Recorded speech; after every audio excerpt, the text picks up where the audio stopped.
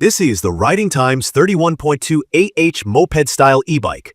The Moped Style rig Riding Times also calls the Z8 Pro. I've been riding it on mixed routes, side streets, bike paths, light gravel, and I want to share exactly how it's been, with the good, the quirks, and what you should know if you're new to e-bikes.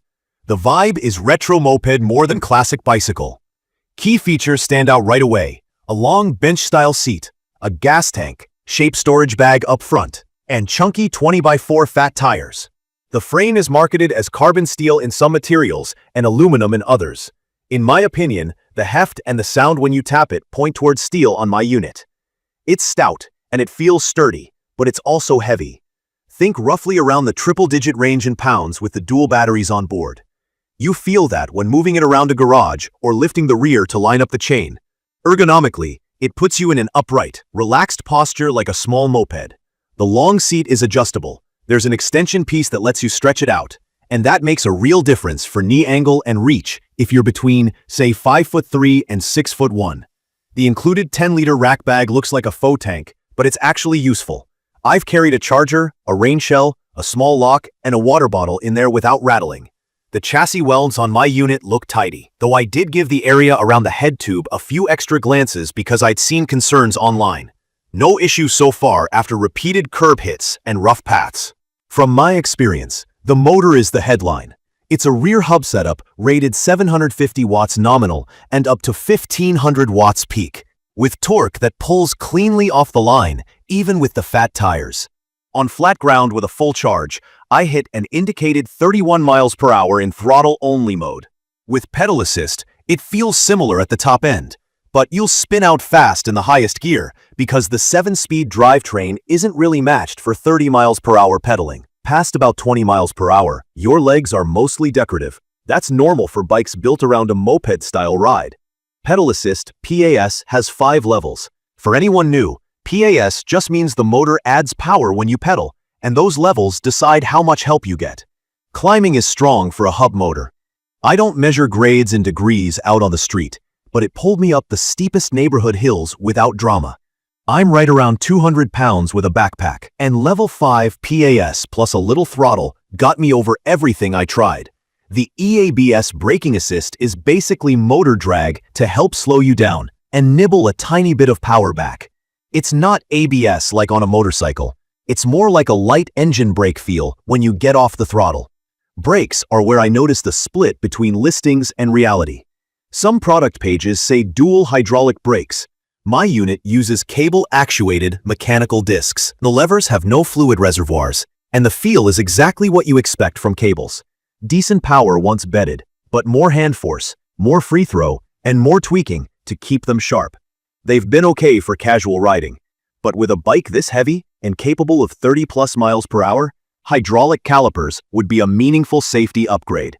If your batch ships with hydraulics, that's a win. If not, plan on dialing in the mechanicals carefully and consider upgrading. Range has been better than I expected, but not as high as the splashy claims. I ran a full throttle loop until the display dropped me to low bars, and I got about 40 miles before it really felt done.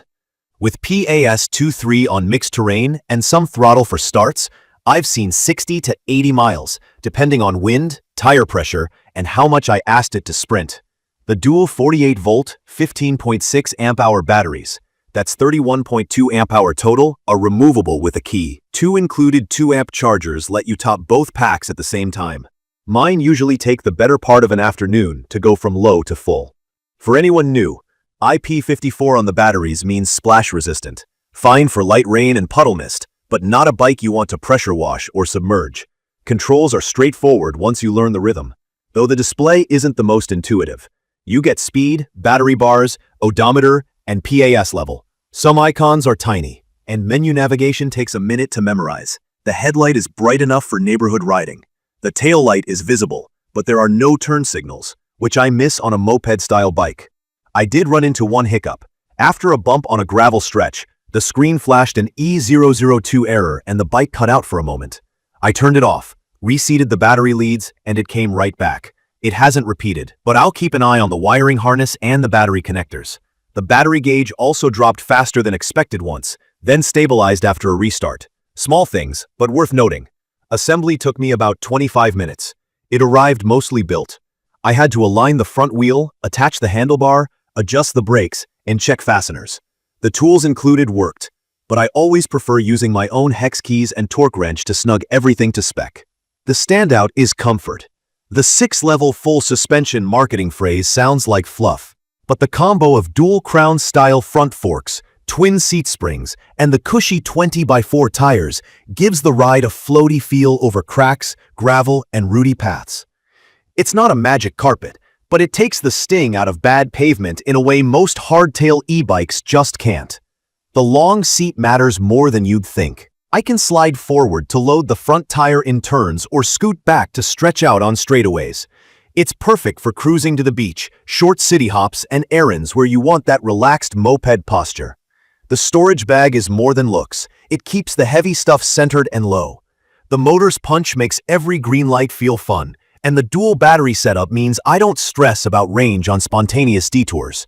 In my opinion, the bike shines when you ride it like a small electric moped and stop pretending it's a road bicycle. Use PAS 2-3 for steady cruising. Pop the throttle when traffic moves and let the suspension do its thing. From my experience, that's when the platform feels balanced and rewarding. There are trade-offs. The weight is real. Stairs are a no-go and tight hallway turns are awkward. The mechanical brakes on my unit work, but need attention and firm lever pulls at higher speeds. Hydraulic brakes would better match the motor and mass. The display is usable but not friendly at first glance, and I wish it had turn signals. I also stay mindful of the electrical system because of that brief E002 blip. All my connectors are fully seated, and I periodically check them. In my opinion, it's perfect for riders who want throttle-first fun with genuine all-terrain comfort. City commuters who roll on bike-friendly routes, beach town cruising, park loops, and light dirt tracks. I'd recommend this for anyone who values comfort and range over pure pedal efficiency and doesn't plan to carry it upstairs. If you're expecting a lightweight fitness e-bike where pedaling above 20 miles per hour feels natural, this isn't that. If you're okay treating it like an electric moped you can pedal when you want, it makes sense. In conclusion, the Riding Times 31.2AH Moped-style e-bike for adults, 1500 watts, delivers what the look promises. Big torque, long seat comfort, and a plush ride that smooths out rough streets. The dual battery setup gives real freedom to roam, and the moped stance makes daily riding easy. On the flip side, it's heavy. The brakes on my unit are cable discs and need more hand effort and maintenance than I'd like. The interface could be clearer, and I had a single error that resolved with a quick check of the connectors. If those trade-offs fit your priorities, it's a fun, capable machine that turns routine trips into relaxed cruises. If you need dead simple reliability and the best possible stopping power out of the box, budget for a hydraulic brake upgrade or consider a model that ships with hydraulics confirmed for your batch. I'll leave the details about the Riding Times 31.2AH Moped-style e-bike in the comments for you to check out. See you in the next video.